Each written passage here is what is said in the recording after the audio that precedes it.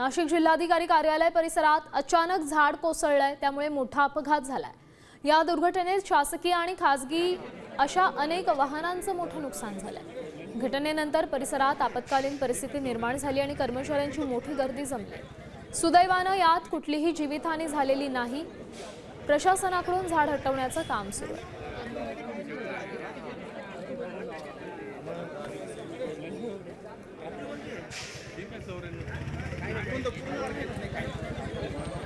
जिल्हाधिकारी कार्यालयात झाड कोसळलेलं आहे आणि अनेक गाड्यांचं मोठं नुकसान झालंय।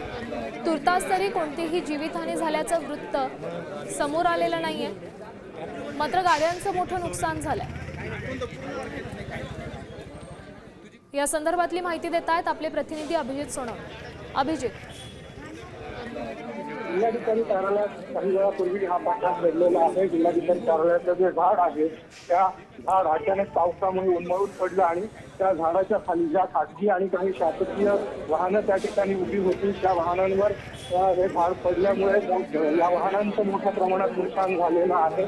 सुदैवानं यात कोणतीही जीवितहानी झालेली नाही, मात्र जिल्हाधिकारी कार्यालयामधला हा सगळा परिसर आहे, जुनी झाडं या सगळ्या परिसरामध्ये आहे आणि असंच एक झाड जे आहे ते कोसळलं, त्यामुळे ही सगळी दुर्घटना घडलेली आहे। सध्या आता या ठिकाणी रेस्क्यू ऑपरेशन सुरू करण्यात आलेलं आहे। झाड कापण्याचं काम सध्या या ठिकाणी युद्ध पातळीवर सुरू करण्यात आलेलं आहे।